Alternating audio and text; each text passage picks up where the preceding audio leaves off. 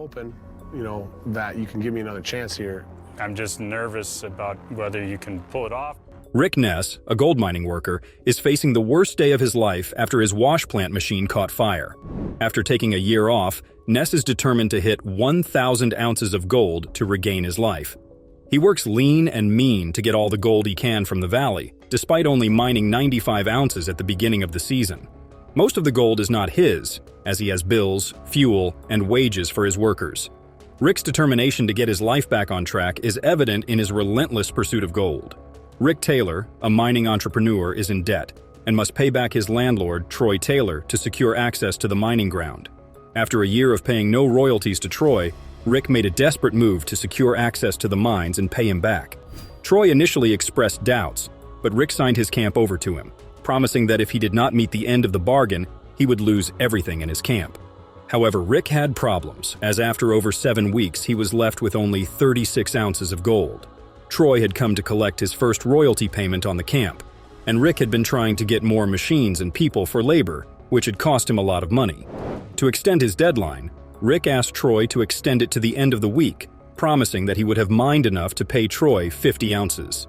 Troy accepted Rick's proposal, giving him a week-long extension, and they shook hands on it.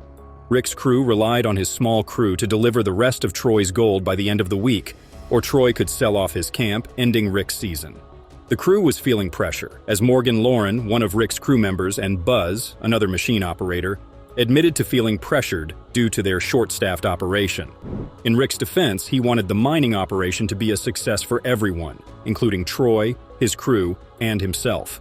However, nothing could have prepared them for what was about to happen next. One of the machines malfunctioned and started burning up, causing a huge blow for the team. Rick discovered that the conveyor belt of the machine had moved too far in one direction. Morgan? Yeah. Is that long flat bar? This one? Yes, please. Thank you. Causing friction and causing flames. The rubber belts used for spinning the pulleys in the machine had also been jammed and cut off in half. With no running wash plant to deliver Troy 50 ounces by the end of the week, Rick's comeback hung in the balance. If they didn't have belts on site, they would be down for 3 or more days, which meant they would lose over $20,000 worth of gold. This was a significant loss for the team, as they could not afford to do so judging by their goal. Rick, a mining company owner, is in a race to deliver 50 ounces of gold to Troy by the end of the week. He orders new belts and hopes they will arrive in time. Buzz, a local scout, finds some old belts that are too short for their wash plant, so they decide to make adjustments to the tension rod between the motor and the head pulley. The team manages to make the necessary adjustments, and the wash plant is up and running. The team is overjoyed, knowing that Buzz's newly found belts will buy them some time before the belts Rick ordered arrives and enable them to get enough gold to pay Tori before the deadline. Rick has spent a fair amount of money up front to get more equipment to his site as an attempt to increase production. They must keep production running throughout the year to get as many hours of sluicing as possible to get as much gold as possible. However, their problems continue when the wash plant feeder breaks down again. The crew has to shovel out any remaining dirt on the feeder to analyze what is causing it to stop working. Rick finds a big rock stuck in the tail pulley, which is causing the feeder to stop moving. He pulls it out using a metal tool, but gets stuck between the metal beams of the feeder. Despite this, Rick manages to turn the machine on again, and the red monster is back in action. Although the production is up and running, Rick and his crew must continue mining to get as much gold as possible by the end of the week. After mining for as long as possible, the moment of truth has come. Lauren wishes they had mined enough gold to pay for the belts, Troy's debt, and snacks, which they were running out of. Rick, however, prioritizes paying off Troy's 50 ounces or losing everything. Get used to this, Rick. That's good. That's what we've been putting up. But, the deep cut's better than that, right? So this is from one day of running the deep cut right here.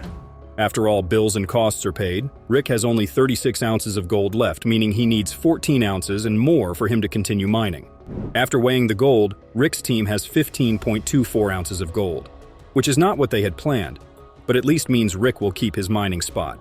Although the team is disappointed that they will get back to almost zero after Rick pays off Troy, they believe starting from zero is better than starting from negative.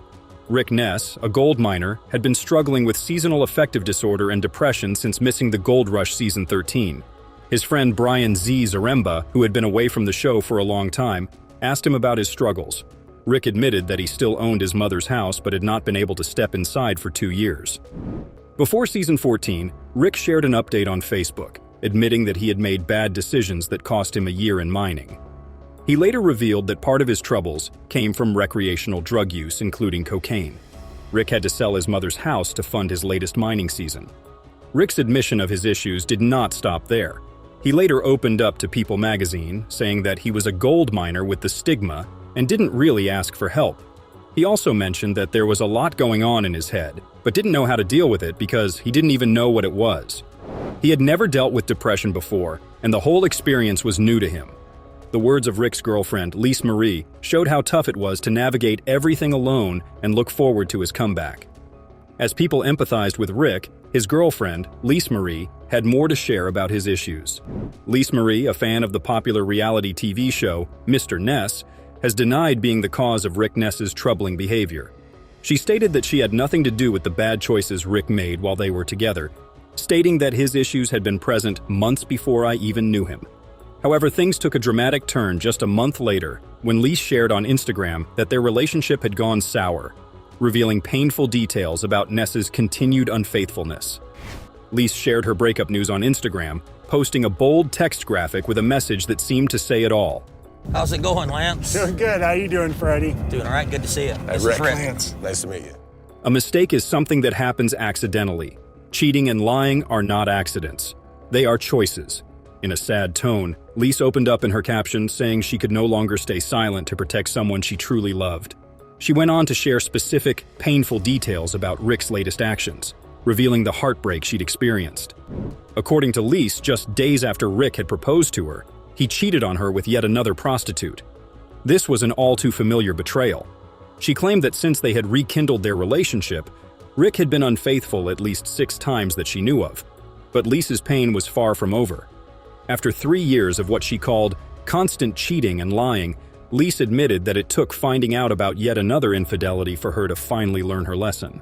Determined to stand up for herself, Lise declared she would no longer hide who Rick truly was. Her post ended with a heartfelt cry, "God, please tell me what I did to deserve this." With the ongoing relationship drama, Rick's future plans remain uncertain. His house in Wisconsin has not been listed for sale, leading many to assume he still has the option to return. Meanwhile, the ups and downs of Rick and Lisa's relationship have played out publicly on social media. Throughout this turbulent time, Lise has repeatedly accused Rick of infidelity, claiming he cheated on her over 200 times. Rick took responsibility for their breakups in a Facebook post shared in November 2023, acknowledging his role in the chaos surrounding their relationship and holding himself accountable for his actions. He expressed gratitude for the support he received from others during this time and stressed that he didn't need to blame anyone else. As Rick continued on his journey of self-improvement, he focused on becoming a better person each day. With such a public narrative of their relationship, Rick's admissions revealed a complicated interplay of love, responsibility, and the struggle for redemption. His commitment to taking ownership of his choices highlighted a deep desire for growth, while Lisa's role as a steadfast partner showcased the emotional toll of navigating such turbulent waters. Yeah, this is Rick Ness. Yeah, I think you got something of mine. Listen, I know that you took my 10-inch suction line, all right? No, I know. No, hey, listen, you listen. You took something that belongs to me, and I want it back. This Rick Ness has struggled to make a comeback after taking some personal time off, but now Rick is up against rivals in the area who would see his destruction. He has discovered a neighboring miner stole his only suction line that feeds vital water to his wash plan. Without it, Rick has no hope of getting on the gold. How will Rick face off against thieves? In this cutthroat industry, any wrong move could see his career and life destroyed. You're not gonna believe this. I found a suction line. Where? Some on the other side of the mountain took it. Rick is driving down a very muddy and wet road toward his worksite at high speed. He is in a state of emergency. When he jumps out of his truck, he immediately pulls out his phone and tells the person on the other line that he knows they took his 10-inch suction line. He is cursing and arguing and tells the person on the line that he needs to listen.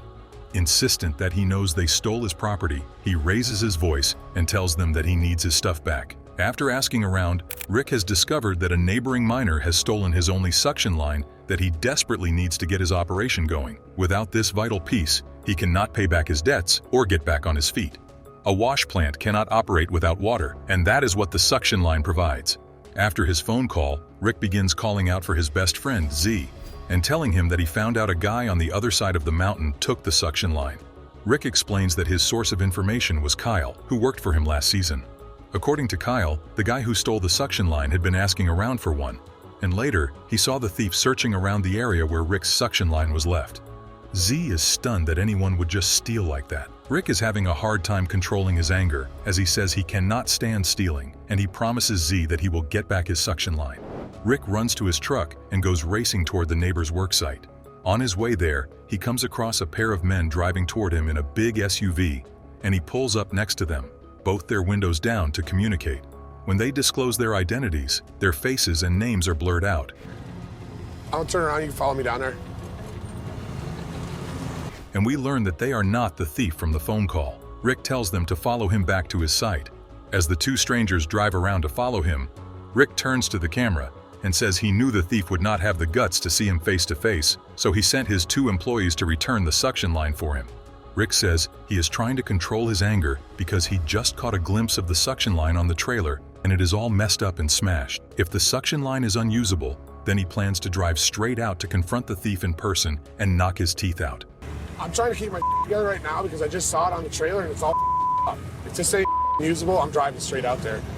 I'm gonna knock his teeth out.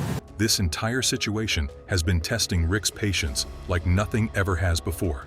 When he gets out of the truck to examine the suction line more closely, he starts to laugh in anger when he sees the condition of his property. Are you kidding me?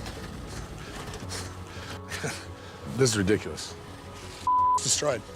In an effort to calm down, he goes over to Z to describe the condition of the suction line, describing how even the basket is destroyed. We learn that the hose has been crushed flat, and they use duct tape to try and piece it back together. Rick storms away in anger, and he uses the excavator to remove the suction line and basket off of the truck bed and just lets it clatter to the ground. After that, he yells at the quickly disappearing SUV of the thieves and tells them that he is going to pay a visit to their boss soon. Tell your boss I'm coming for a visit. Rick is still fuming, shaking in anger and adrenaline as he stares at the junk they brought him back, and he wonders why they would even send it back when it is clearly unusable. Rick turns to Z and tells him he thinks they should go up there and get a new suction line from the thieves, but Z advises him to calm down and look at things rationally. Rick is stubborn and says that he is owed a new suction line from them and won't let this issue go. Z agrees that they are owed better, but their situation requires them to choose a path that would be the quickest, safest option, and then they can deal with the rest later. Z tells him that he should just ask to borrow a suction line and wait to cool off to deal with the thief. Rick thanks him for his sound advice, and they both get back to setting up their wash plant. After that intense confrontation, Z and Rick get to work, sluicing some stockpiled pay dirt from the Raleigh Valley cut. The two of them have made quick work of the pay dirt, and things have been going very well for them. As they scoop in the last bit of pay dirt for the day into the wash plant, we also see the bedrock contact coming in here. And in between, I think, is the paleo channel. Well, that's perfect. Rick explains that he's just excited and relieved to see some gold being gathered after too long a journey to even get started. Rick pauses the wash plant and takes a close look to see how much gold is sitting in the box. He finds it difficult to see through the dirty water, and Z thinks there is too much dirt filtering through the plant. And if even he can spot the flaws in their operation, he considers it a very bad sign. A few tense moments pass where neither of the men spots any gold in the wash plant, when finally Z locates a chunk of gold. They bask in a moment of pride and reflect on what a difficult journey it has been to get to this moment. Rick passes Z the first bit of gold they found and says that it's for him to keep, because he's so thankful for his hard work and dedication. Things are looking bright for Rick Ness. Over at Duncan Creek, Rick Ness is on top of the world as he clears overburden out of the creek cut so that he can have a large stockpile of pay dirt constantly feeding his wash plant. He is feeling confident about this because this cut helped them reach their goal last year, and he hopes it will pull them through to their goals this year too. Only 5 weeks into the season, and he has already mined 250 ounces of gold. This is Rick's fastest and most lucrative beginning ever. The only issue he has now is that they are running out of pay dirt from the creek cut. The consistency they've been experiencing will soon run dry. According to Rick, they only have around 4 days worth of pay dirt in the next strip, so to progress, they need to expand their operation and spend more money. As the workers load up more pay dirt for the wash plant, they notice that Rick looks to be ready to announce something. Rick tells his crew that they need to move locations soon and that he has picked out a place upstream, hoping to get similar results. I hate to make guesses, and I won't, but I will say that it looks good. It looks really good. Like some of the best I've seen it in that box, so.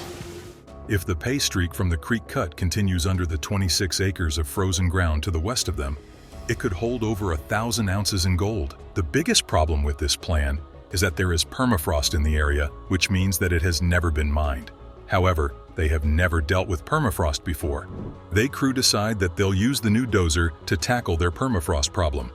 This will cost quite a bit of money. The dozer cost $500,000 and burns $2,500 of fuel a day, which amounts to the same operating cost of all of the other equipment Rick owns combined. However, this dozer was built to be able to open up ground with frost points. It pushes 2 rock trucks worth of dirt in one scoop. The dozer weighs over 300,000 pounds and begins to sink into the soft dirt. This causes the operator to slow down and eventually becomes stuck in the dirt. Rick is called to help pull the dozer out of the deep mud.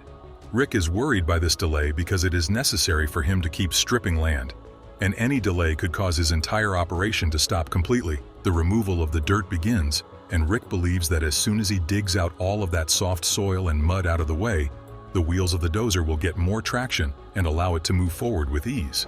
His focus remains on getting back to work as fast as possible. As Rick digs, he and Brennan coordinate to avoid any collisions between the two massive machines. Rick manages to remove the last bit of mud, and the dozer is free. The quick rescue leaves them in good spirits, and they hurry to get more pay dirt ready. We hope you enjoyed some of Rick's best moments on Gold Rush. Thanks so much for watching. If you want more content like this, make sure you subscribe and turn on notifications so you never miss an update. There's 40, going 50, awesome. 60, 70. No way. 82.37.